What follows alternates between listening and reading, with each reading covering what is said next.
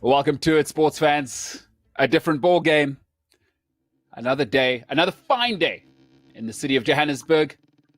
And freezing, but great to be alive. What a time to be alive. 2020, huh? This year will never be forgotten. This morning on our show, cliffcentral.com, on the Gareth Cliff Show, it was well said that 2020 is never a term we should use again. This is a year we'll all want to forget. What we don't want to forget is that sport is back. We are basically all the way back. And today, on a different ball game, we're going to talk about a few things. We're going to talk a little bit about, should sportsmen be role models? I'll let you know my thoughts on that. And then Woude Muller in the skip pass will let us know, is Chili Boy Ralapela somebody who should still be playing rugby? Interesting thoughts there. Cannot wait to hear from Woude. And just before that, let's say hello to Woude. What's happening? I'm good. Thank you. It is raining in Cape Town for a change, so it's nice to be inside and not allowed to go outside. But it's good. Mm-hmm. Yeah. Very good. Very good. Can't increase the COVID rate in the country if you can't go to the promenade. Good for you, Cape Townians. Yeah. Can you see my cat there in the background for a change? I see she's moving. I can. You know how enthused I get about cats. I just love them to death, all the way to death. All right, Vody, let's have a great show. I'm really, really looking forward to things. Another great day. Had a lovely day today. I cannot wait to get going. Let's get straight to it. I'm going to start off with this. So, you know, there's this thing that's happened in society. Is we've imposed this thing where sportsmen need to be role models. I've never understood it, even when I was younger, and I don't understand it now. So this week, Ezekiel Elliott, the highest or second highest paid now running back for the Dallas Cowboys, was on a stream playing his video games or whatever it may be online gaming, and he forgot to turn his stream off, and he used the term "I'm lean right now." So those who are not familiar with the street talk, the lingo, is "I'm lean" can mean I've been smoking some of the devil's lettuce. Usually it means you're somewhere on cloud 11 because you've been smoking some of the devil's lettuce.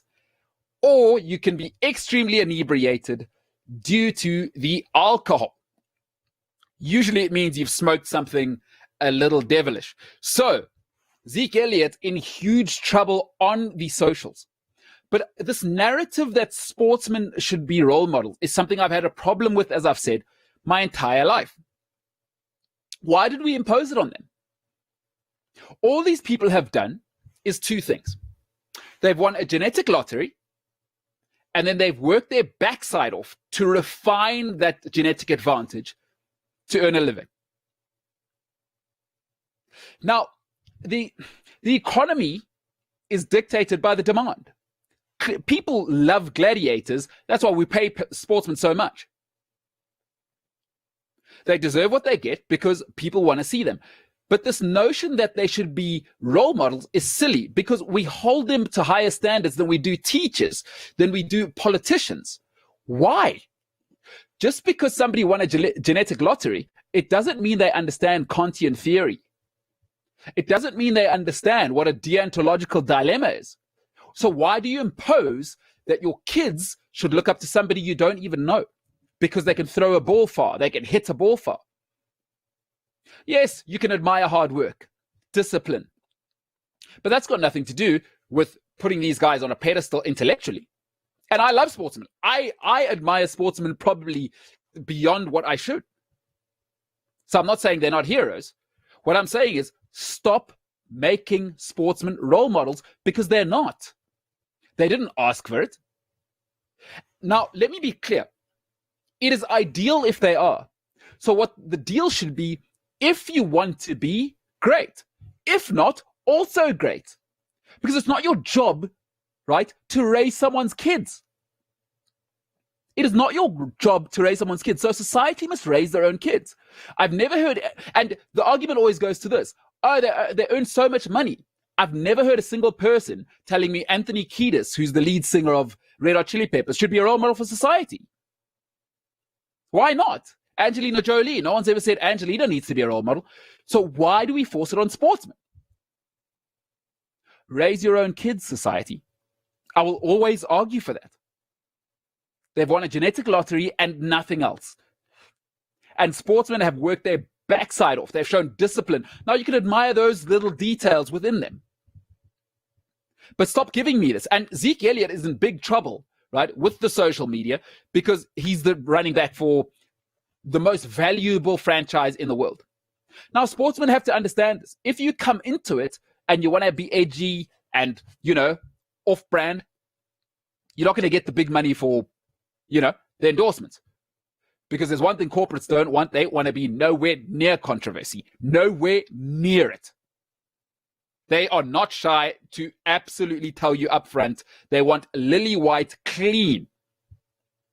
What I won't have, though, is another mom, dad telling me sportsmen should be role models. I find it asinine and ridiculous. It is absolutely asinine. Just because somebody can throw, run, jump further than most human beings ever, you presume they're a moral person. Your dilemma is this. There are some people that are just bad people. Live with it. You got to live with it. So stop telling your kids to follow sportsmen like godlike creatures. Raise your own kids. Start holding teachers to higher standards. Start holding politicians to higher standards. Sportsmen are just people that won a genetic lottery and were disciplined enough to not go to the nightclub as much as you did. That's why they made it to the top. That does not mean they understand what morality is. That does not mean they've read Henry David Thoreau's On Freedom. It does not mean they understand Socratic notions. It does not mean they understand the idiosyncrasies of democracy. Stop imposing that narrative on them. And I'm sick of it. People need to stop it. You be a role model for your own child. If you don't raise your children, the internet and sports figures who may not hold your morals will. But don't impose it on sportsmen. That's not what they signed up for. It's not what they should be made to do. Kick, run, pass, catch, thrill. That's all I want from my sportsmen. I ask no more than that. My morality is not linked to Frank Lampard at his peak. I admire him, I love him, I idolize him. But it ends at that, and you should do that with your children too. I'm sick of it. I've had enough of parents saying, sportsmen, be role models. No, sportsmen, be sportsmen. Hey, politician, you be a role model. Teacher, role model. Mom, role model. Dad, role model. Sportsman, entertain. End of. End of. I'm done with it. I'm up to here. I'm up to here, as they say. Ladies and gentlemen, please, let's get off our pedestals and let's let them do what they do best. I want to watch Herschel Gibbs do his thing, and if he's going to go nuts off the field, great. Is he performing on the field? Awesome. Thrill, don't be a moralist. Having said that, Woude Muller going to talk about Lehonolo, Chili Boy Ralapela, who is in hot water. I'm going to send you over for the skip pass. Yeah, if you're going to be talking about role models, I guess this is not going to be one anymore. Chili Boy, he's banned for 8 years, and it might sound excessive to quite a few of you, but a former Springbok hooker tested positive for a banned substance again. And yes, you heard it, again. Because we know he's had this whole issue before, he's gone through it, but 3 times? Seriously. Anyway, before we talk about his whole steroidal antics, let's just actually have a look at what a rugby player he was, because I think we forget the kind of rugby player that he used to be before all of this started. So he made the SA Schools under 16, or he played SA Schools under 16, I think for 2 years. I think he played it actually as a 16-year-old. He already played under 19.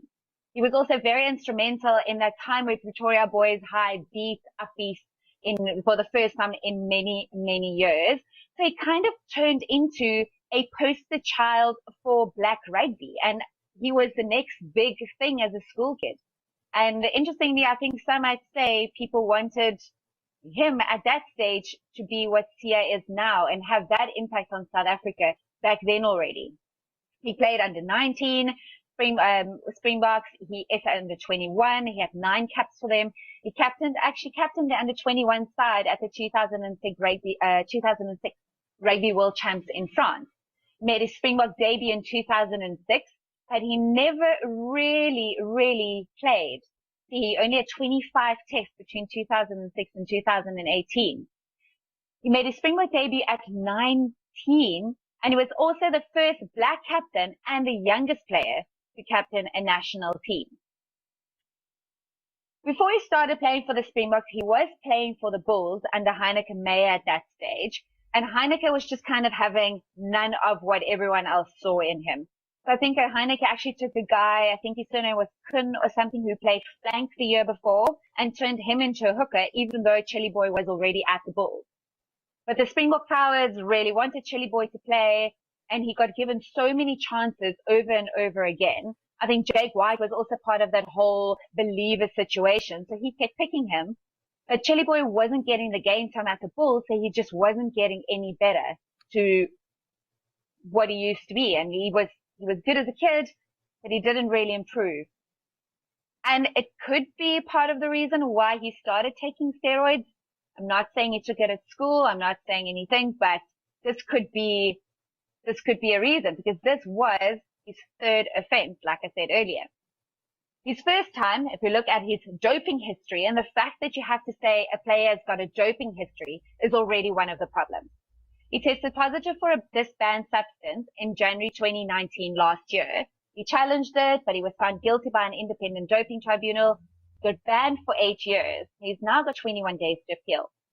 The reason why it is 8 years, because this is his third positive doping test during his 10-year playing career. His first case was in 2010. I don't know if you guys remember that whole situation around Bjorn Basson, where both of them tested positive on an outbound tour. They did say that it was an accident, because apparently it was given to them by Springbok management and supplements that they were using at that time. I think the supplement, and I might be wrong, was called Bok Pulse. It's one of the supplements that's got no labels, but it was given to quite a few players. And that supplement has been involved in a few other cases where players test positive for banned substances. So it might be that, it might not be, but it looks quite dodgy. 2014, he played for French club Toulouse, and he tested positive again, and he was banned for 2 years between 2014 and 2016. Now, Mbolelo always says, and I'm so glad that I can finally quote something that he actually says. If you get divorced once, you can say the woman was crazy. There's a reason why you got divorced. If you get divorced twice, you know what? Maybe you're just really unlucky. But if it's a third time, then you actually have to look at yourself. This is a third time. How many more chances are you going to give a player like this? How many more chances can you claim, like, oh, I made an accident. I didn't know what supplement I was taking. So now in this whole situation, he has got a few things that he needs to look at. So like I said, he's got 21 days to appeal this ban. 99% of players will always say that the supplement that they were taking is the reason why they tested positive. So obviously he's going to say that he's innocent. So he can appeal this whole situation. But is it worth it to appeal? He kind of has to, because he got an 8-year ban. He's 33 years old now.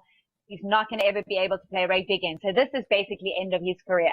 I saw a headline today that he is shocked that this is the way that his rugby is going to end. Nonsense. If you do something like this, you must expect getting caught. It's a third time. Was this an accident? No, it can't be. Unless you're really naive and really trusting that you can make this mistake 3 times.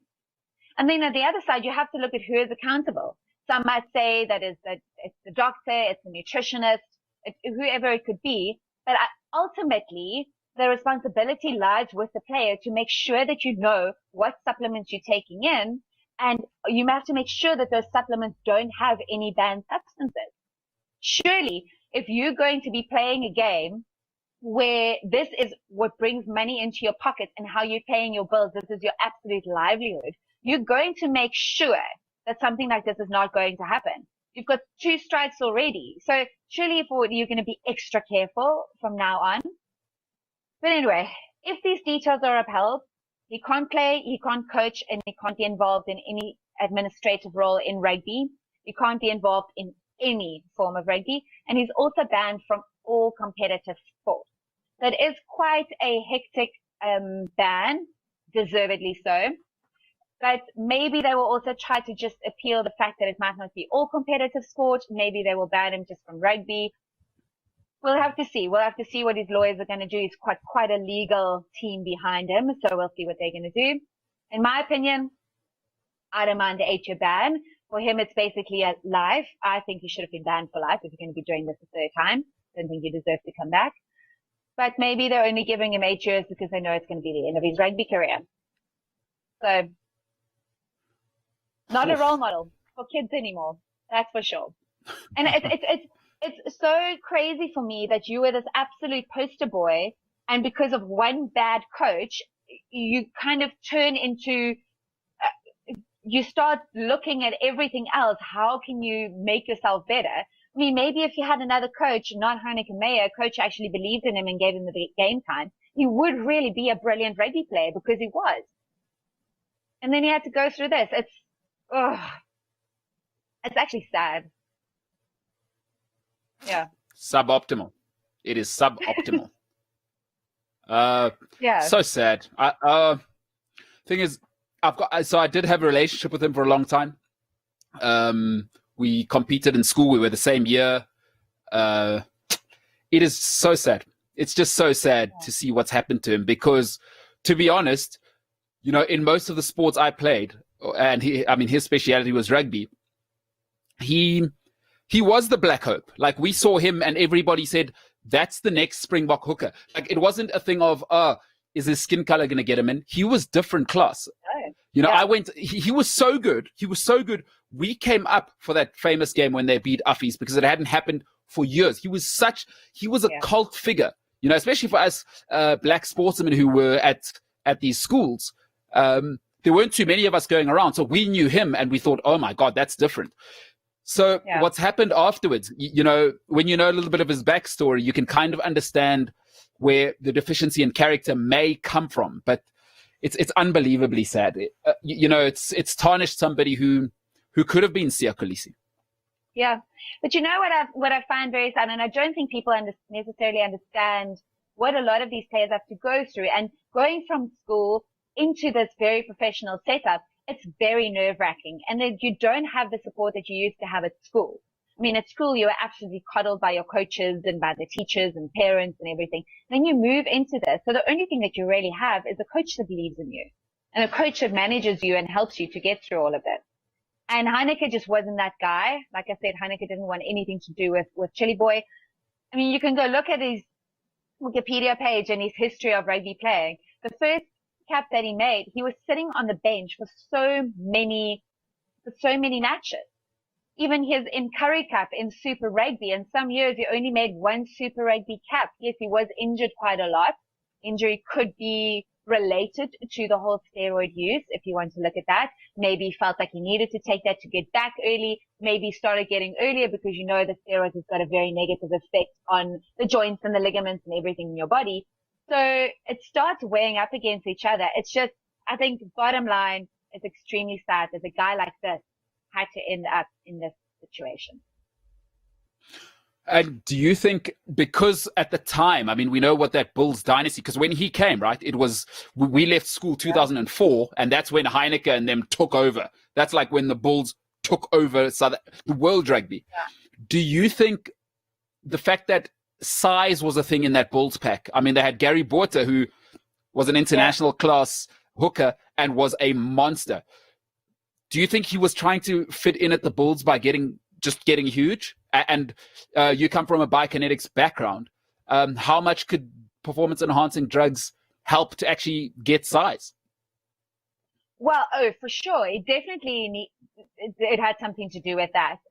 Any guy that would end up in a position like that would start feeling like, I need to be bigger. We had Flip van der Merwe on the show the other night who spoke a little bit about this, and we seeing at what Jake is doing again now, getting all these big guys back. So it's definitely a massive thing for the Bulls to have the massive guys.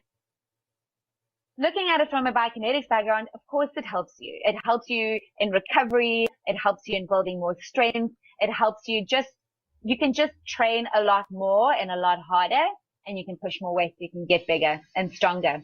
And like I said, in your training, you can train for longer, and your recovery is much better. So I definitely think that plays a massive role. Look, there's a big thing that is going down into school level. I don't want to go into that necessarily now, because that's a completely different conversation again, and we're going to be talking for hours if we talk on that. So definitely, and I think for the Bulls, we know what was happening there. We had all the rumors. It definitely had to have something to do with that. And then, I mean, my last question, because this is a very, very contact sport. So obviously the most famous sort of steroid pandemic was baseball, right? Two guys, Mark McGuire and Sammy Sosa, late 90s, early noughties, for those that don't know. Sort of, they got caught pretty recently, and then it came out that the Yankees were at it as well with not necessarily Derek Jeter himself, but baseball had a problem. It's the most famous steroid problem ever. And, you know, in that sport, I'd like to know your opinion is, you're not hitting somebody in the face. You're not hitting somebody in the chest. Do we need to take steroid use differently and more seriously in a sport like rugby? Because if you are cheating in this sport, death becomes a problem. If I'm hitting a baseball, it's a very different story to I'm tackling you in the sternum. Yeah, so obviously there are a lot of side effects to taking steroids on various levels. We obviously know health issues, but when it comes to your actual joints and ligaments and those things, it has a massive issue with that also. So, I mean, you can kind of go into the thing, your muscles are getting much stronger, it's putting more pull and more anything in your ligaments, and your ligaments are just actually getting so much softer because of this. So yes, it's going to have a big problem. So he's had knee issues, he had ACL repairs, he had everything all the time. Can be written down to this, maybe not, but it definitely has an impact because you can see it happening over and over again. So yes, I personally think, and we can definitely ask Ross Tucker again when he's on, because he's very much involved in the whole drug use situation. But it definitely has an impact, I think, for me, in a contact sport. It's much more dangerous for these guys. And like I said, health issues, this is not necessarily just your bones and your anatomy that you have to think about. Your heart and your lungs and your kidneys and all that pressure that you're putting on all of that. And then the training and on top of that, all that pressure that you're putting on your body and what you're putting your body through, it can't be healthy. Sure. And see, I'm not worried about the guy taking the drugs because he's not the victim, right? He's the cheat. I'm saying, are we waiting for the steroid cheat to kill somebody? Because we know that, like, this is real, right? Contact is real. This is head clashes. And when testosterone levels exceed certain thresholds, you become beast-like. You know, I've read quite a lot of interesting tests. Do you think, is that what we're waiting for to ban guys for life? Like, it's egregious, or am I overreacting? I don't think you are. If you look at a lot of these players and if you look at actually what they look like physically, I mean, there are certain things that you can see when a guy is using steroids. You can see his jawline, you can see his forehead, you can physically just see. And of course that's going to make a difference. But I think it is so hard at the moment to really catch these guys. So testing will have to definitely be prompted and become more. It would be very interesting to see how many guys actually took steroids in the lockdown time. Because I have seen some pictures of some oaks looking huge, and they didn't look like that before lockdown. So that would be a very interesting thing to see what the players are going to look like after the lockdown. Okay, we will certainly have people in to unravel this one a little bit more. Woude, that's great stuff. I think something we need to take seriously, folks. It's happening around you.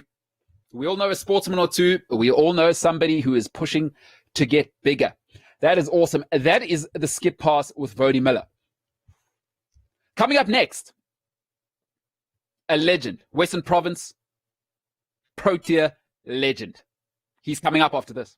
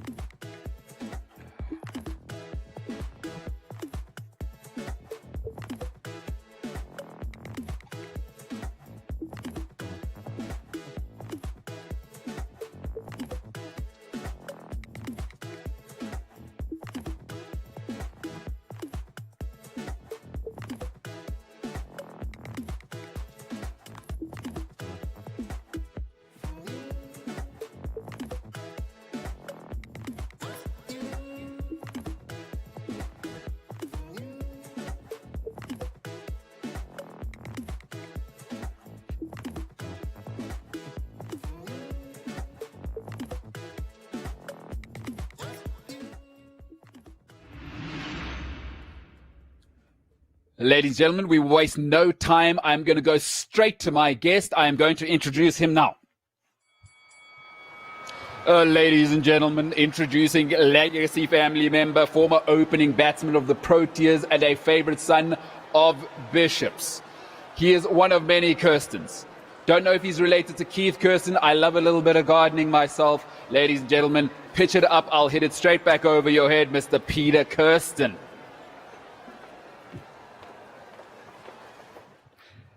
How are you, sir?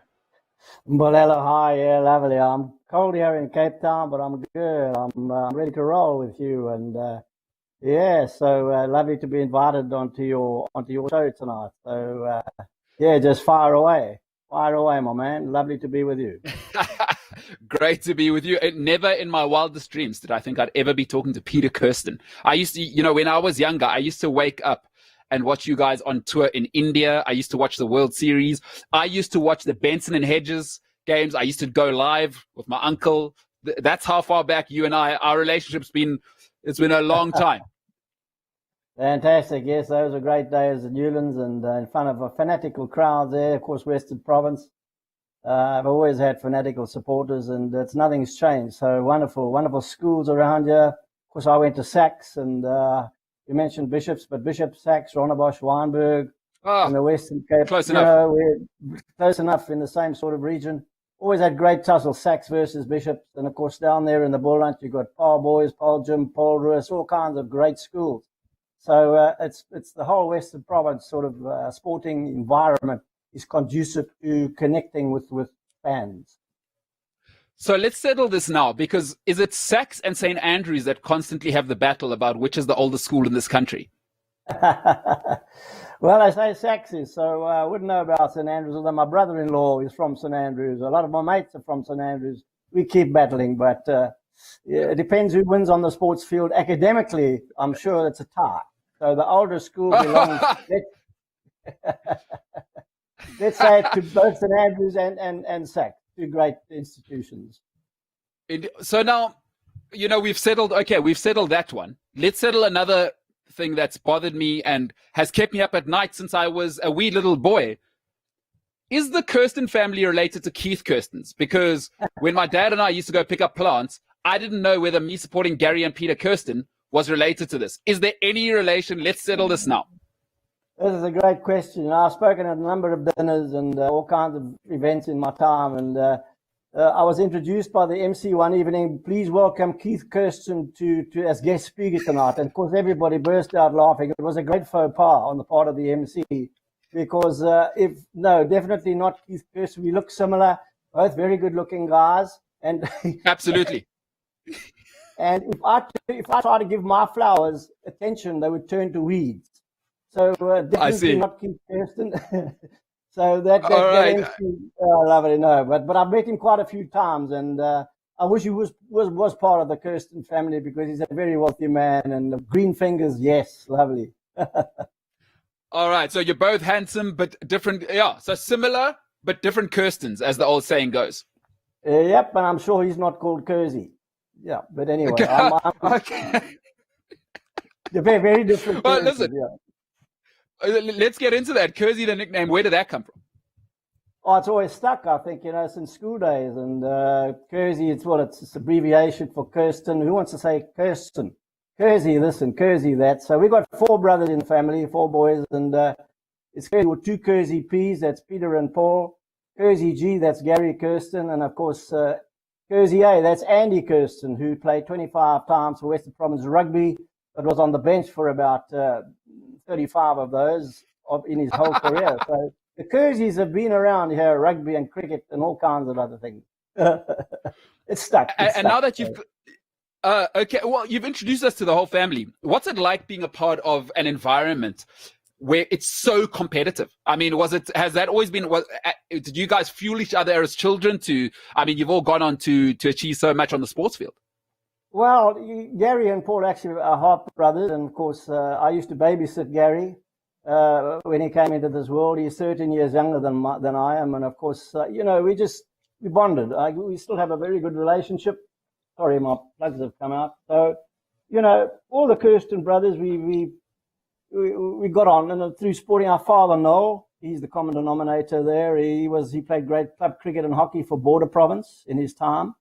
And of course, it's the normal thing watching club cricket as you're growing up, certainly in my experience. And there was a great environment, camaraderie. And so it just grew through the interest started by the father, Noel, who actually became the ground curator of Newlands Cricket Ground as a civil engineer later in his life. So that's how it started. And he was a great, he played wicketkeeper for Border and good rugby player and a good hockey player. So I think that's where the genes come from. And so it's been developed. And of course, the older brother, I'm sure Gary and Paul and Andy sort of looked up to my career with Derbyshire and Western Province and South Africa. Yeah. Yeah, and I mean, as you mentioned before, your handsome face probably helped them as well. They probably wanted to be as handsome as you were. So I think a lot to look up to. And it sounds like if your father was the groundsman at Newlands, maybe the green fingers are just in the Kirsten name. You know what I mean? There's just an aura about it. Keith Kirsten, Noel Kirsten, just put your hands on some grass, it'll stay green. I don't know. Maybe there's something to it. Well, maybe Noel, our father, learned something from Keith. He didn't say much about Keith, but he was very particular about the way he looked after the Newlands Stadium and brilliant cricket nets. And long before, as you see it now with the big stadium, which was built in 1992, when South Africa got back into international competition, they had to create greater capacity, seating capacity for the ground. But he was brilliant at what he did. And Andy today, the other brother, is head of sport at Sax Junior in Cape Town. I was also at one time head of cricket at Sax High School. And of course, we love the grounds, and that comes from our father. And it's wonderful to see beautiful turf pitches and keeping the place nice and tidy for the members and the fans. It's part of the job. It's not just about creating good cricket pitches and the outfield looking great. It's comfortability for everybody connected with the game of cricket. Absolutely. And I think your name will reign forever in South African cricket. I think we won't change that. What you mentioned there is when we got involved, sort of 92, 93, we came out. Of course, you guys had an unbelievable side at Western Province. That could have been an international side on its own. I mean, you think of names like yourself, Caper, these are unbelievable stalwarts. You talk about, that era of Craig Matthews, and that Western Province team was out of this world. It was. People that we forget is the great Eddie Barlow that came, I grew up with, came into the Province with Alan Lamb and Garth, but all the guys that we Dennis Hobson. So we learned a lot from them, and Eddie retired, and so it was Caper, myself, Eric Simons, Gary Kirsten came into that side, Herschel Gibbs. Although as Herschel and Jacques Callis came into the Province side, I'd already played 17 years for Western Province, so I moved to Border Province and got border cricket going with the help of good administration and other great players like Mark Boucher and Mackay Tini. They started their first 2 years were under my captaincy, so I was very privileged to be able to move from Province and go to border cricket and still keep in touch with future Protea players. Of course, I had 2 years with Gary at Western Province, so I've been very lucky to see these guys that came through my academies and I played with, Graham Smith included, Ashwell Prince, and all these guys that are now in the Protea side. So, yeah, it's been a great career for me, not just player, but coaching as well. And, you've just mentioned Gary. What was it like for you, to realize the dream of representing Western Province? I can imagine that's awesome.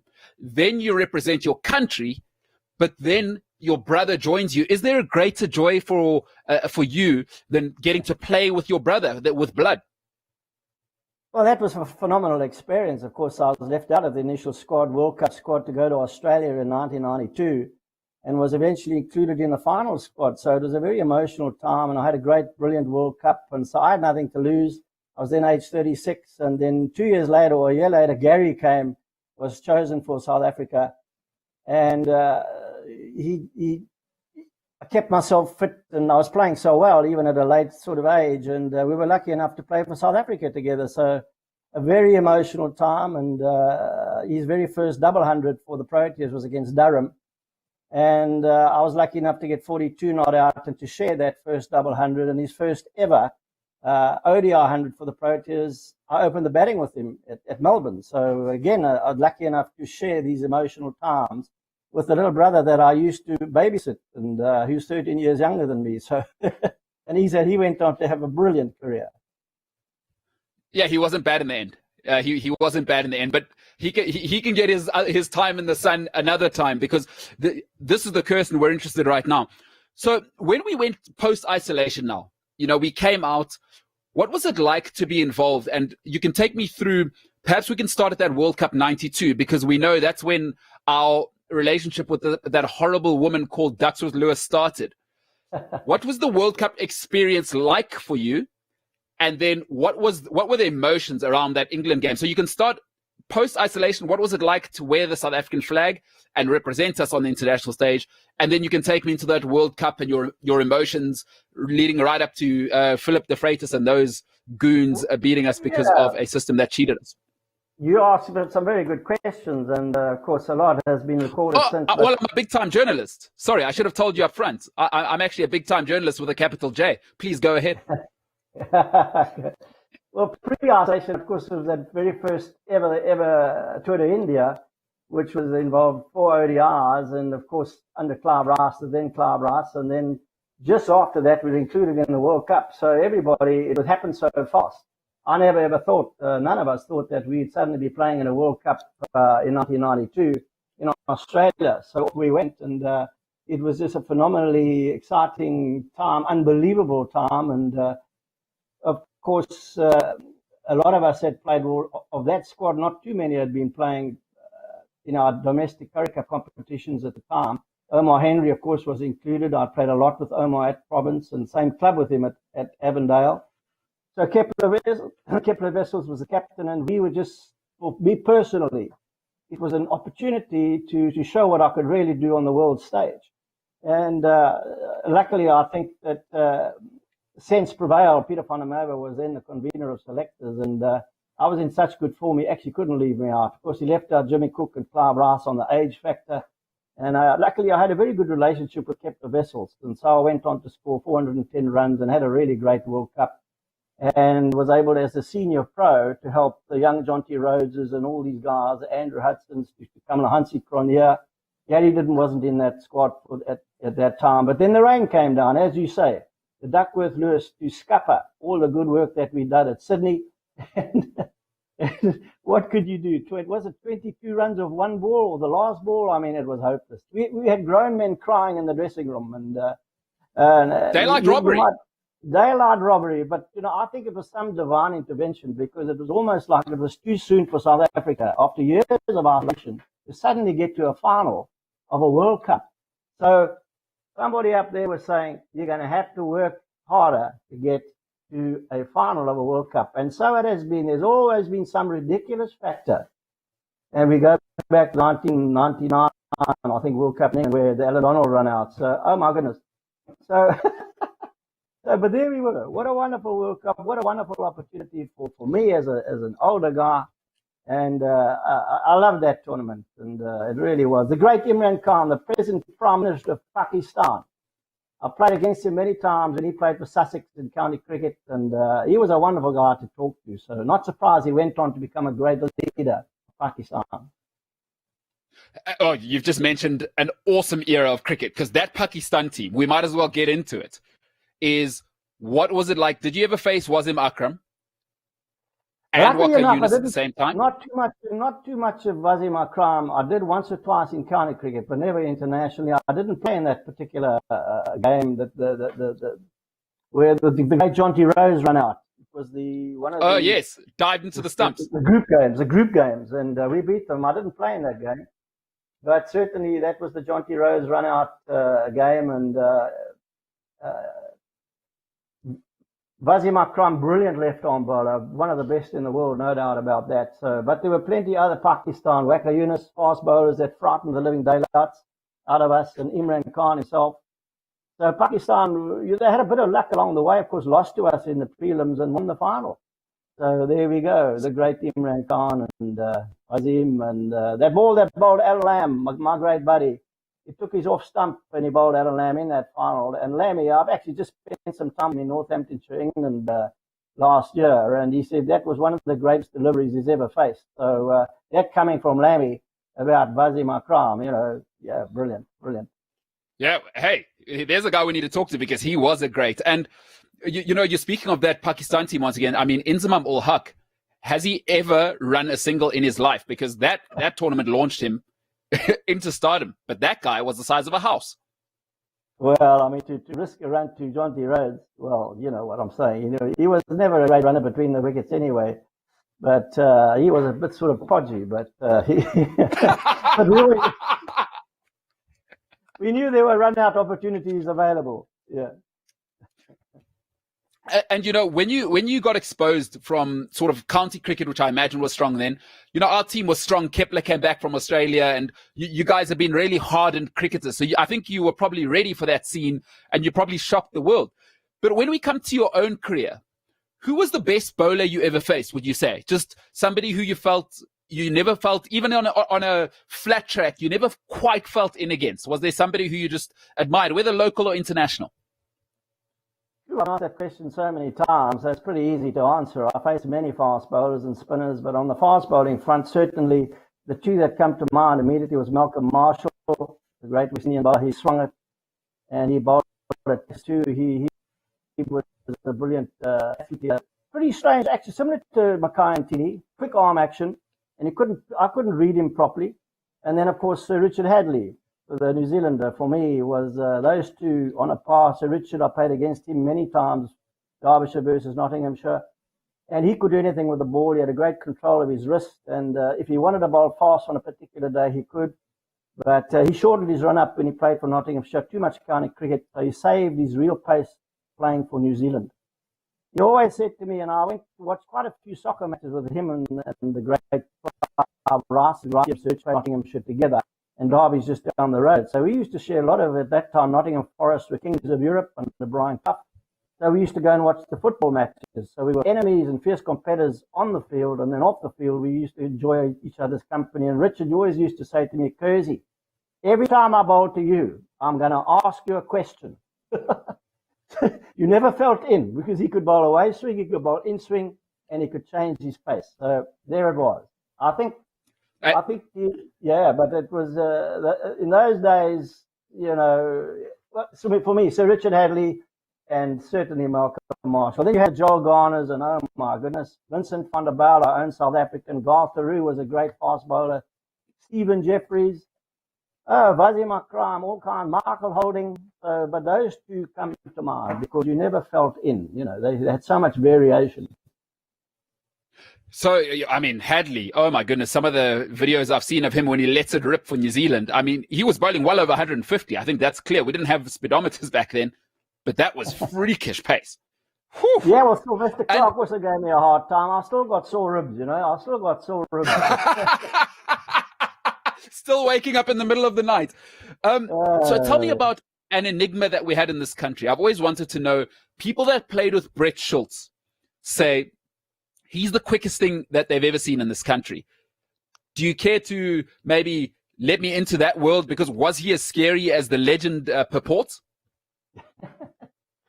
Yeah, Brett Schultz. Yeah, he played EP left armer. I always struggled against the left armers, and he had this bounding sort of approach, run up to the crease, and he was quite terrifying. I must admit, I played against him quite a few times, Border versus Eastern Province, and the problem with Brett, I think he didn't swing it a lot, but he had pace, and he was quite fearsome. He was aggressive, come and snarl at you, end up 2-3 meters in front of you after beating you or nearly getting you out and try and intimidate you, But we quickly saw through that. At one particular game, Border, I went in, we were 16 for 4, and Brett was bowling, and I ended up getting 150. I had a bit of luck, and he snarled, and he ranted and he raved, but, once you wore him down. But, yeah, he was fearsome. He was a good bowler. Really nice bloke, too. Ah, very good. So you wore him down. That's a great tactic. It's like, I don't know if you've ever seen if a girl leaves like a hairbrush at your place, if you meet somebody, and then the next time she leaves a jersey, she wears you down until you're in a relationship. So it is kind of like that with Brett Schultz. Smart, very smart tactic. Very, very smart. So Let's move it forward a bit, because we're now in an interesting time for cricket, and I'd love to hear from your side, because we'll talk a little bit about your coaching and that a bit later. But you've seen sort of the era where it was transitioning from amateur, semi-pro, and now, I mean, we're talking fully blown professional. We're seeing the advent of the Kolpak effect on South Africa. What do you think of players going overseas? Do you think South Africa is producing enough quality cricketers where it doesn't matter? Or are you worried about the Proteas and the quality of cricket on the local scene at the moment? Well, I played county cricket myself. I gave up prematurely. I only played 5 years. I stopped playing when I was about 28 for Derbyshire. I should have gone on for at least another 8 years, but I didn't. I think that those days, we earned a lot less than what they're earning now. But, to this day, we still have such great friends. I had a great reconnection with a lot of my colleagues last year. Of course, we won the 1981 Nat West Trophy, first trophy Derbyshire had won in 35 years. So we're in contact.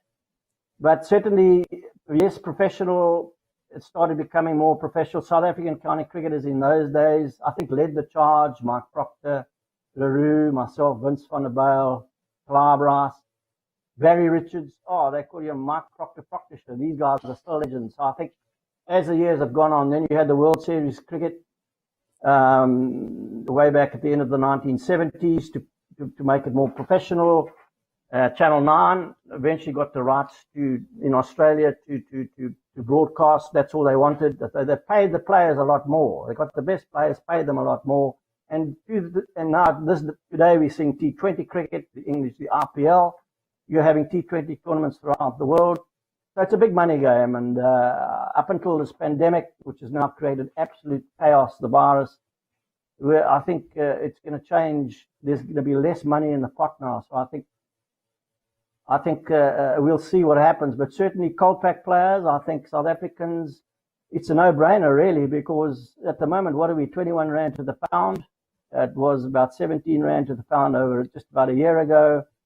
And of course, South Africa, part of England then were part of the European Union. So I think a lot of South Africans used that so that the counties could play those players as a local player, which is the logical way to go. And of course, South Africans earning good money at that exchange rate. So I think there is a danger of losing quality players. It's happened before.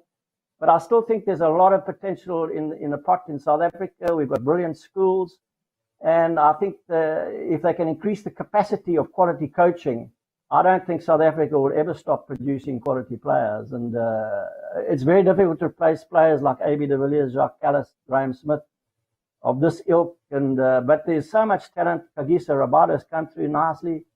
And there's plenty of players of all types of color. Let's be honest, we're a political country. You've got black, white, Indian players, whatever you want to call it. So I think it's gelling nicely. And it's the way it should have been a long, long time ago. But I think, as I've said, these players are going to take their opportunities. The older they get, you look at Kyle Abbott. I think a lot of other players, they did away with their cricket South Africa careers to go and become Kolpak players, because they know their income is assured. So there's a lot of competition for places regarding the top players in South Africa. But certainly, I don't think that our standards will ever drop alarmingly. I fear sometimes for Test cricket, because of so much T20 cricket. Now we've got the 3T cricket starting on the 18th of July. It's a gimmick, but it's there to bring the crowds in. Of course, after this terrible pandemic, any type of cricket now that we see on television involving your top players is going to be welcome, because we've all been starved of sport. No cricket, no rugby. Not even English Premier League soccer to watch for the last 3 months. Not even soccer in South Africa. What is life without sport? Don't get me started. Here to you. Hey, well said. Well, Peter Kirsten for president. So you touched on something there, is the depth of quality of coaching. That's something I want to talk about, because you've been involved at the elite level in coaching. And, sometimes we get involved so much with develop the players. Very rarely, unless you've got good systems, are we developing coaches. In your experience, how long does it take to develop one international class coach? I don't want to say world class, but somebody worthy of coaching, let's say at county level and coaching at the very top level. How long, in your experience, does it take to develop the skills, the full spectrum? Because it's man management, running a squad, understanding, psyches, chemistry, and then of course the technical side. How long does it take to develop a world class or an international class coach? I think it differs around the world. I think every country's got their different dynamics. I don't think any other country in the world has got the dynamics of South African sport. But I feel, if you've played at a certain level of cricket, professional and for your country, and you have good insight to what it takes, especially handling the mental aspect of becoming a top sportsman or a top cricketer. I think that certainly helps as a coach because you understand what the players go through in preparation, their home life, their social life. You've just seen the Chili Boy Radapeli story. I've been listening, and that's very, very sad. Sometimes I feel players are rushed too soon. I think that's bad selection in terms of selectors. Maybe just don't point fingers at the coaches, point fingers at the selectors as well. Are they qualified to do the job? What level of cricket have they played in? That type of thing. Of course, there are courses for coaches that you have to go through. Every country now, you've got to go and pass this course, pass that course, and get qualified. I think a good example, I think, of a player playing at a brilliant level for a length of time is Mark Boucher. I think there was certain criticism that he didn't have the required certificates, this kind of thing. But he's played over 100 tests as wicketkeeper, legend, South African wicketkeeper. He's now got a very good record coaching the Northern Titans, and is currently his coach are doing a pretty good job. So I think Gary Kirsten himself never thought that he'd get into the coaching realm. Look what happened. He goes and becomes the Indian coach and wins the World Cup in 2011. He didn't think that he'd go this far in coaching, but he had a great insight to the game and well respected by the international cricketing fraternity. However, there are some other very good examples of players that didn't play at international level who also became very good coaches. So I think, Eric Simons is a very good example. He didn't play too much for the Proteas, but he had a very good record for Western Province. And he understands the game, has a very good rapport with the players, and creates a very good environment from which players can perform. I think, here's another great example. I'm a brilliant supporter. I love Liverpool. This guy, Jurgen Klopp, comes from Borussia Dortmund. Look what he's done for Liverpool. He never played. I don't think he ever played for Germany soccer, but what a brilliant coach. No, second division player. Yeah. There we go. And so it all depends on what that particular sporting body requires. And of course, the schools, because I've coached at every level. I've coached at amateur, professional level, and also the schools. You get such a brilliant response from these schoolboys. And at the moment with COVID, with the lockdown, they must be so frustrated. I really do feel for these kids, especially the matric and these kids last year in the junior school. It's a huge emotional time for them to play their last year with kids that they've been with since like age 8, 9. So these kids definitely need the support of the parents, of the coaches, of the schools. So I know that we're still breeding very, very good coaches. So when I say increase the capacity, use the experience, use what you've got to the best of your ability. So I think specifically of South Africa under 19, I think that's a very important age group because you're either going to lose that guy or he's going to go further once he gets to age 20. So I think that's the danger we have of, I think Kolpak is in its last year because England are no longer part of the European Union. So it's going to be tougher. Probably plays into South Africa's hands because it's not going to be as easy for a South African now to get employed as a Kolpak player. So watch the space, I suppose. But all kinds of variances for what makes a good coach and what makes an average coach. I think you have to have the passion and the insight, how to develop that person's mental capacity. That's the main role of a coach. So he's got the tools to perform during a match. So when you as a coach see, let's use a hypothetical, Kagiso Rabada, you see that's just raw talent. You can see that. What is your first thing that you try and work on with that type of talent? Do you want to keep it on a leash and kind of start working him into becoming a professional? Or when the talent is that raw, do you just let him off the leash and let the dressing room handle him? How do you approach that type of precocious talent? Well, I think he's a good example. I think he went to a very good cricketing school, St. Stithians. I think he went there, and always a great cricketing school. I mean, there's a great example of good coaching and supporting the player once he's out of school. Okay, what are your streams when you get to under 21, your province, South Africa? So, and he's been well managed, I think. And also the player himself, he appears to me, I've never met him, but he has to have a lot of good self-management, disciplined, stay away from the drugs and the alcohol and all that stuff, Yeah. So I think it can be easy for a player if he's successful quickly, like Kagiso was, to go off the rails a bit. So, that's where your parental support or your family life, your coach, and your selectors, I think, are very, very, very important. And of course, a lot of self-discipline and understanding yourself, knowing that you're in a career now for 15 years, you can earn a lot of money. So look after yourself, keep yourself fit, and keep a level head. That's very important.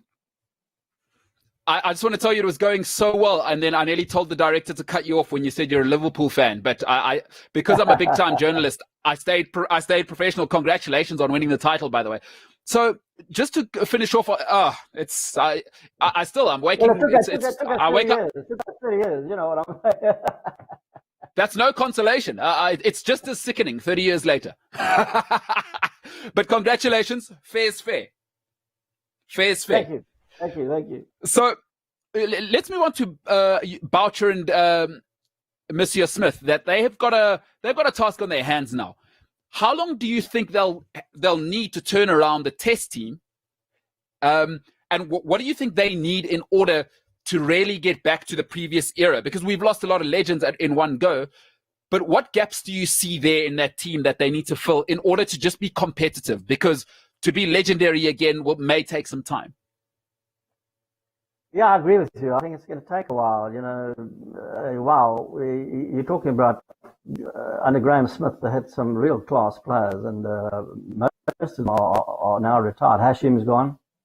Bouts has gone a while with his eye injury, but done well on coaching front. And Jacques Callis, it's virtually impossible to replace. That's the has done enough job, I think, as an all-rounder of potential. But yeah, I think it's going to take a while. I think, normally it takes 3 to 4 years to build something substantial after the retirement of your main guys or the loss of a good leader. I think we've struggled there to a degree. Your leadership is very important. To your experienced players become like AB de Villiers, I think, has been a big loss. I see they're looking him back possibly for the T20 World Cup or the next World Cup. I would have had him at the last World Cup. I thought that was a grave error in terms of management not to entice AB to play in that World Cup. I know that he didn't make himself available for domestic cricket. That was probably a bad move on his part, but for the national cause, I would have taken him at whatever the cost. So, but obviously they had team ethics, that type of thing. So you want to try and keep your top quality players playing as long as you possibly can. My experience was, I was 39 when I played my last test for South Africa against England, and we had a good tour. So don't write off a player just because he's 35 and beyond. Keep him interested, keep him going, and whilst he's also good for the younger players coming through. You talk about role models and things like this. So, very important. I used to be, at a certain time, a role model for Herschel Gibbs and other players. And when I was coming what up, was that like? Yeah. Whoa, stop. You've just said a name there. What was that like? Yes. I'm not going to let you pass by. What was it like trying to keep a lid on him? Well, I coached province, and then he was in my squad, and he was playing. He said he loved playing in my teams. He felt relaxed and things. he had a few toots or whatever it was. I mean, who doesn't have a beer at the end of a game? But he's a relaxed sort of a guy. I think you had to press the right buttons for him, and this type of thing. I'm looking at that brilliant innings of his for South Africa against Australia, and that epic. What's it? 455, I think it was. That was, those types of innings. That's genius. Can I just tell you a story about that? I just want to tell you a story about that. So I had tickets to that game, and the previous night we were out, perhaps, allegedly we were out getting drunk. Allegedly, people say we were drunk that night. I just want to tell you that we saw Herschel Gibbs that night. I only got home at 6 a.m. I was so hungover, I couldn't go to the game, and we left the nightclub where he was still there on the morning, by the way. I just want to tell everybody that happened. So I just want to tell people that he was exceptional. And on that note, I'd like to ask you something. Do you think hey, and then he goes and smashes 175. Just unbelievable. How do they give Ricky Ponting the man of the match in that game, by the way? Just disrespectful. That's crazy. What a crazy game that was. Look, I couldn't have been at a nightclub until 2, 3 in the morning if I'm playing a game the next day. Maybe have my last little glass of red wine at 10 o'clock in the evening with a nice meal, which I used to do quite regularly. And, but, all in be reasonable. Don't sort of like get your dancing shoes on until like 2, 3 in the morning when you've got to play a game of cricket starting in about 6, 7 hours time for your country. Well, and that's Herschel for you. Just such a talent. But, do you think the game has become too sanitized? Because social media, everyone's got a cell phone now. Everyone can kind of, you really can't, you can't blink without somebody seeing it. Back in your day, there may be figures in your team who liked a good party, Merrick Pringle, I hear, used to love a good time. And guys in your era may have been able to drink a little bit. So Ian Botham, famous for that. Tell me, do you think the game has become too sanitized and we're taking the character out of the game and the entertainers out of the game for the sake of professionalism? Well, I think with social media, I mean, in my day, we had to go to the ticky box, those little red booths to make a phone call, put your 5p in and, all that kind of thing. It was a wonderful way to live. But there we go. Now the social media, there is no escape, really. I think that, you've got to, and you're playing for a lot of dough, a lot of money, balance. Let's keep the balance and just understand where you are and to do it for the team and to sanitize. Yes, I think perhaps, it's more, I'd say more robotic. Maybe cricket sport is a bit more robotic. I mean, it's like sort of, but players these days, you wouldn't be playing the game if you didn't really love it. You play it because you love it. And by the way, I'm earning good money out of it. So you know what? I better behave myself.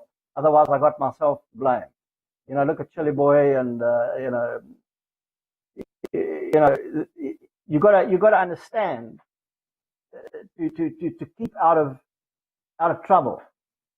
Excuse, really. I think, even these days, if you tweet something controversial, it can put pressure on you. So, that type of thing. And, but still have some fun. Of course, have some fun. Have a few tweets and play some good golf and laugh and stuff like this. I look at a lot of the players' faces these days sometimes, and I don't see them having fun.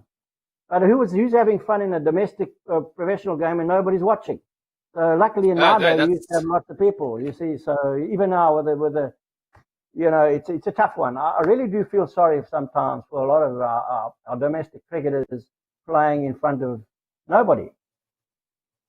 And I think you've raised something else there in terms of the crowds. By the way, appreciate how much time you've given us tonight.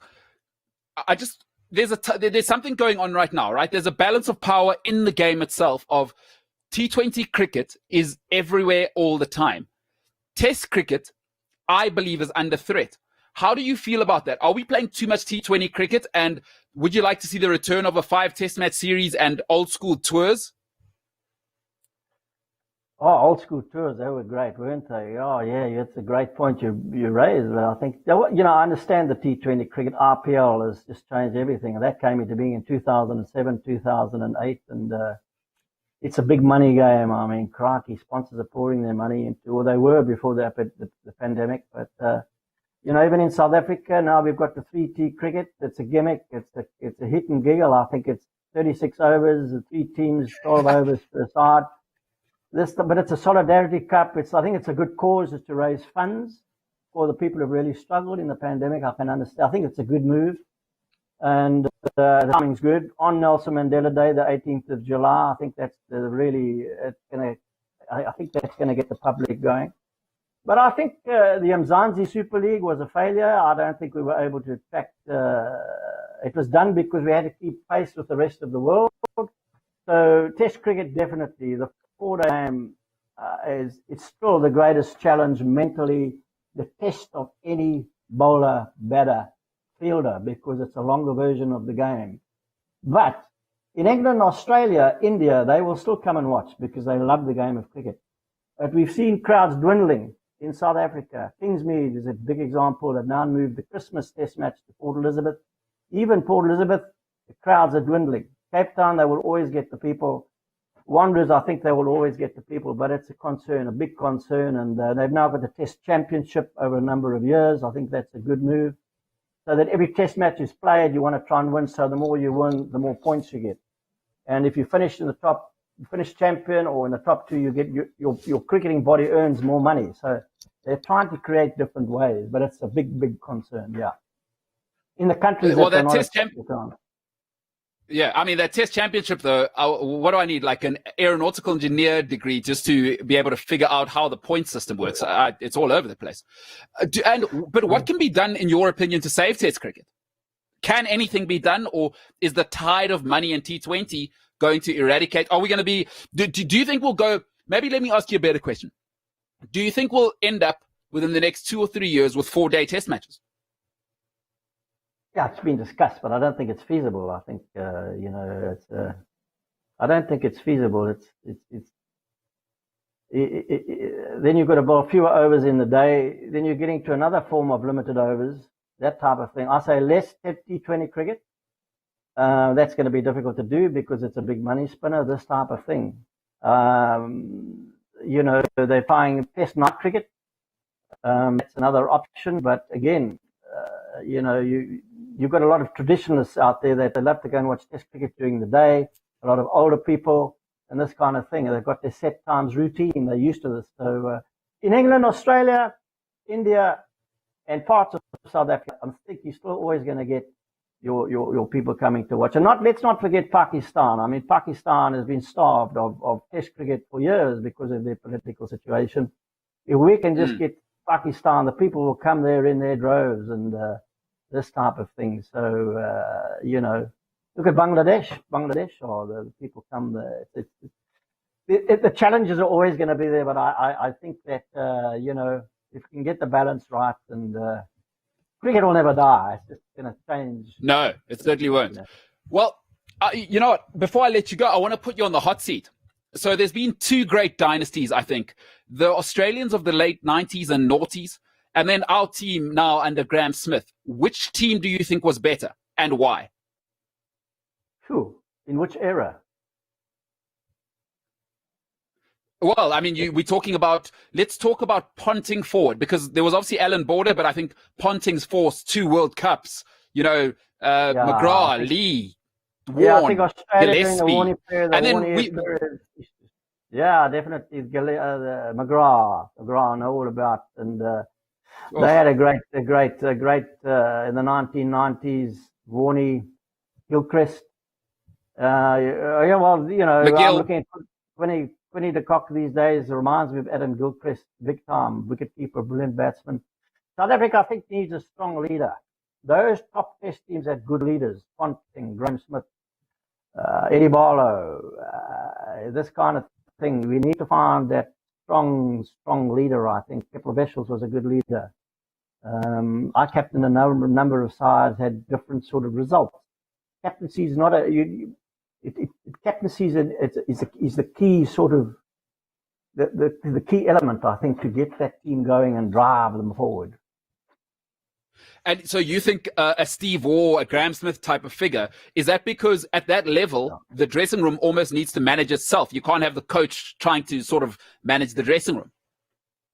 Well, correct. I think, and he's playing with top class players. It was Smith, Boucher, it was Callis, It was Muller. It was Gary Kirsten. It was Sean Pollock. It was Lance Klusner. It was a lot of good players. Mackay and Tini. I think that's a classic example. Mackay, when he's taking those 10 wickets at Lords under Graham Smith's captaincy. I mean, Mackay is a classic example of a guy coming from nowhere in the Eastern Cape and then just going right to the top. So good leadership, looked after him well. He realized, made a few mistakes, and he was put on the right path. And the rest, they say, is history. They do say that. They do say the rest is history, much like the Kirsten family made history around the world. So before I let you go, Mr. Kirsten, talk to me about what you're up to now and what a day in the life of Peter Kirsten looks like, and where we can catch you. Are you still commentating? I know you're on Radio 2000 for a bit. You used to enjoy that. What are you hoping to be up to in the next 6, 12, 18 months? Bolelo, I've been doing a lot of coaching in Africa over the last 10 years. I've done a lot of coaching in South Africa, head coach of Province, the Cobras, Northern Titans. I haven't been able to crack a top post in the last 10 years in South Africa, so I've been coaching in the schools. Did a little bit with the Gary Kirsten Academy, but at the very moment I'm sort of coaching on my own cricket school, and was national coach of Uganda. So a lot in Africa, climbing the ICC ladder from levels 4 maybe to level 2, 1 or whatever. And then last year I went to England, had work organised with Derby County Cricket Club in their pathway programs in Staffordshire. But that, of course, now with the pandemic, so everything like there has been delayed a bit. So I'm here in the Western Cape, coaching a lot of young kids and loving it. And that's what I'm doing, commentary. I loved my commentary with SABC Radio 2000 for 6 years, and then I lost my post. So as you can hear tonight, I'm sort of like commentating. I love the commentary. I like to chat about the game. Yeah, you're like a caged animal, like a caged lion. Just let off the leash. Heaven forbid ever another pandemic, another COVID-19. It's been awful for everybody. My goodness gracious me. So to be able to talk with you tonight has been marvelous. Thank you. Hey, we should listen. When after this is over, we could just carry on chatting. Don't worry, we could be offline. I got plenty to say. You got plenty to say, Mr. Kirsten. It's been awesome. Before you go, we've got some people in this. You may not know, but we don't call it social media anymore. We call it the socials now. That's what all the cool kids. So if you do see any trendy kids with a man bun at your coffee shops in Cape Town, you got to say the socials. We don't say social media anymore. So you're welcome. I'm looking out for your street cred. Lovely. Social. That's what they used to call in our younger days. We're going to a social. That would mean the disco. We're going to go to a social. A social to meet Sophie or something like that. Oh, how is Sophie? I mean, or is she a hypothetical character in a story? Okay. Sorry. Okay, social Sophie. Social bun, all right. Well, let's see what these socials have. Maybe there is a Sophie who's got a question for us. Lovely. Jake Radaman says, Peter, did you have the best stash in the family? Great question. Stash. Oh, mustache. Yeah. Well, I've chopped it off, but yes, I did. I certainly, in my younger day, I tried to make up for a little bit more under my nose than I had on top. So there we go. I certainly. So yeah, the stash these days. Your moustache, because it just itches my nose a bit. It becomes itchy. So. But it became the stuff of legends. I must tell you, one of my favorite parts. You were such a character. That moustache with your peak cap, just fantastic. Darren De Lange says, "Who was Pete's favorite batsman to open an innings with?" Hi, Darren. This is Andy, my brother's son-in-law. Darren, how are you doing, my man? They're in Surrey, England, I think, and I think I've got the right Darren here. Yeah. Spent the night. Well, let's hope so. Otherwise, you've just wasted. Yeah. You've just wasted a hello. You should, Darren. If you're the wrong Darren, I take back that hello on the part of Mr. Kirsten. But who is the best opening batsman you've ever played with? We played with, I think. I played with Barry Richards for a while. I mean, he was a legend. You said opening, but I was lucky. Barry Richards and Graham Pollock. Pollock was a number 4 batsman, but Barry Richards for me, technically brilliant, and what a brilliant player Barry was. And then John Wright, the New Zealander. I opened the batting. I was basically a number 3 batter, but every now and again I did open. And John Wright to me on a par with Sir Richard Hadley in terms of the batting. But John Wright have some great partnerships with John Wright and and of course Gary Kirsten. I was going to say. Yeah. I was going to say there was going to be some family troubles if you didn't say that last name. But that was emotional, and I was just, as I said, so lucky to be able to play with Gary. But those 3 come to mind. Yeah. But Peter, I'm not going to allow you to sit on the fence. If you had to pick one, the best you've ever played with, or whatever, opening or best batsman you've ever batted with, and your favorite to bat with. Well, I think Barry Richards, technically, just a brilliant legend. And then, of course, very difficult to say. Emotionally, I'd say Gary. Oof. Emotionally. There we go. You have to, otherwise he won't invite you to Christmas lunch. So it's the right political decision. And Barry Richards, there's a story which may be myth or legend that he once batted. Was it a full over or just one delivery with the side of his bat? Oh, well, I could. Well, I don't know if that's myth, but I would believe it if he did. I mean, he would have made contact. What a great player. That's good, huh? He used to pick up the line of the ball early, and a brilliant player, yeah. Yeah. Amazing.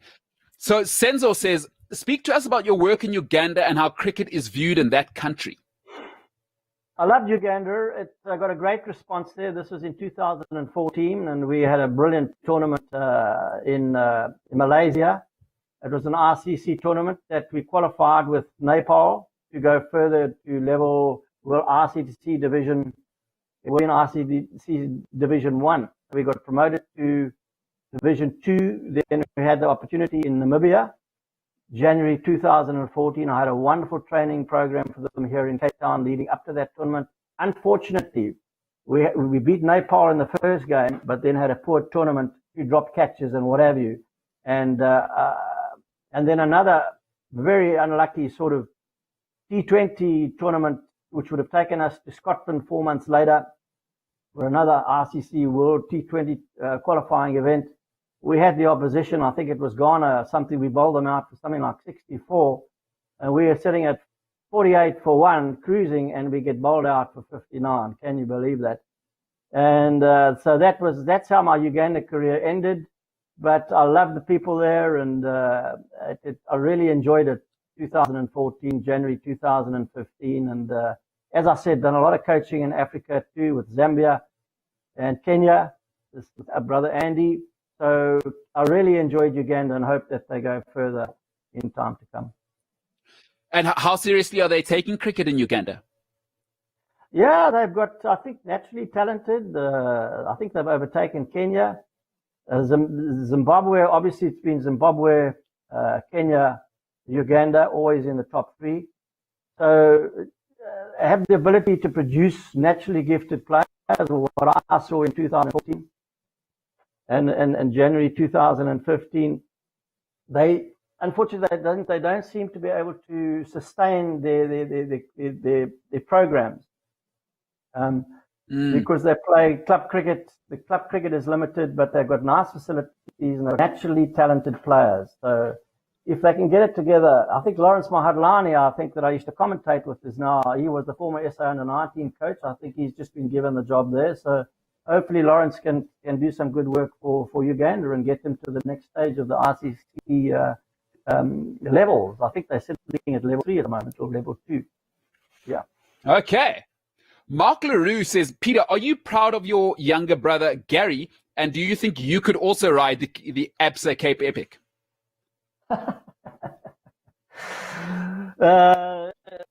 I'm very proud of that. I think that I'm not surprised. He's always been a hard worker and he's very, very good brain, good mental capacities. He's got great passion for the game of cricket, become a great coach. But in terms of riding the epic, no. I would have to have an epic medical team to be with me all the time, every meter of the way. Certainly no, not at this stage of my life. But yes, he's a fitness fanatic, and he's done quite a few epic Cape epics, I think they call it. You've got to be brave or a bit mad if you want to do that. Yeah, takes a bit of both. Joe Jeffrey says, Peter, how do you reckon you would have done as a T20 player? I would have reveled in the format. There's no doubt about that. Gaza, we had a lovely barbecue on Sunday with the brothers, Andy, myself, Gary with his lovely wife and children. Paul is in the UK.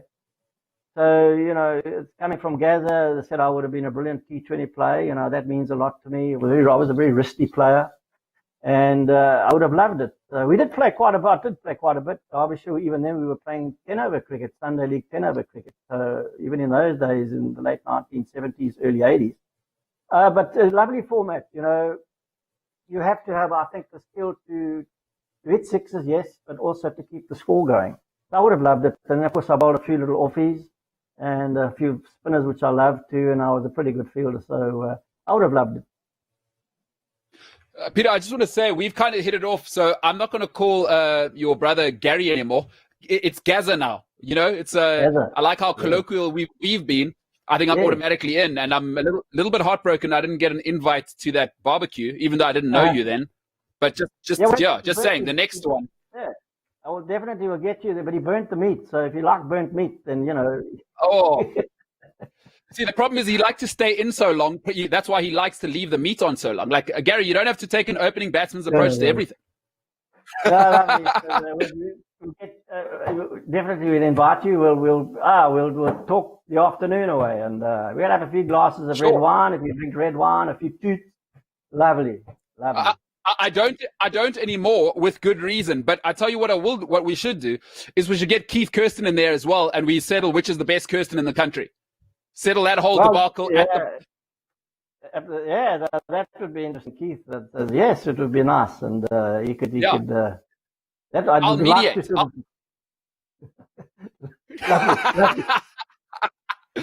And our last one, Peter Kirsten, you've been so gracious with your time, and you are unbelievable. You are a firecracker of a character, and I love that you've still got that oomph, that vuma. I love it. Doug LaRue says, I don't think T20 should be an international sport. Only ODI and Test. T20 should be a club sport. Bring back 5 Test series. Your thoughts, Mr. Kirsten? Wow, there's so many things we can talk about here. T20 club level, very, very important. You bring up such a good point there, but I don't think that's ever going to happen because it's a money spinner. I think it's Doug that asked that question.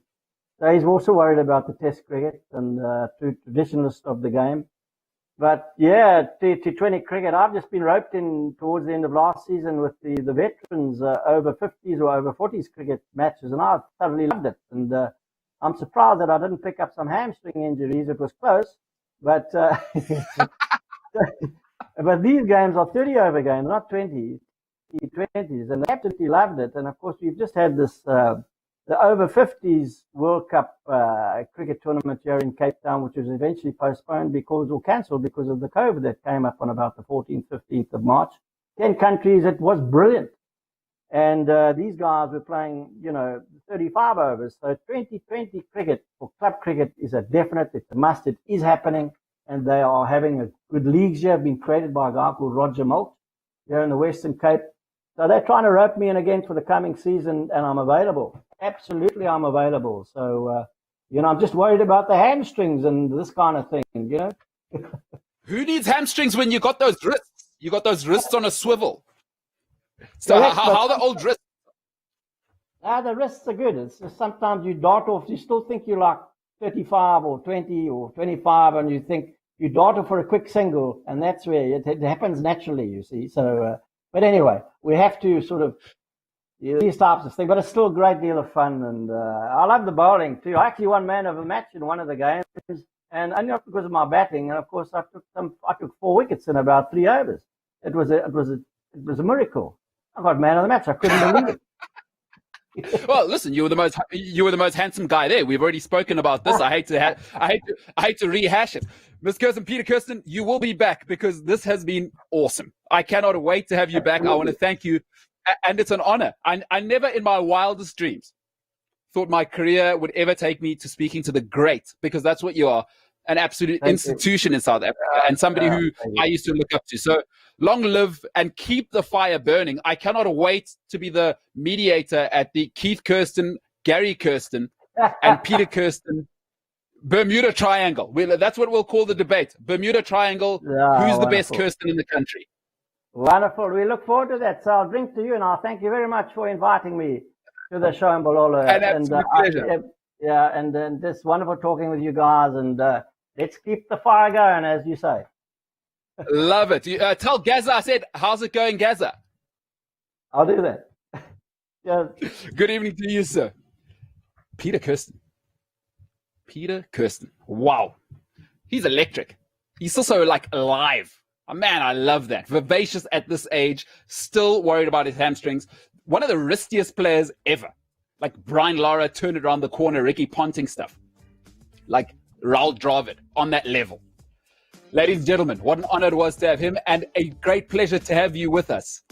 For today, this has been a different ball game. Tomorrow, folks, remember, we have Diego Maradona's first ever agent. One of the people who started the English Premier League. He introduced advertising to mainstream sport, John Smith. Join us tomorrow at 7:30 South African time, 18:30 UK time. It has been a pleasure. It has been a different ballgame.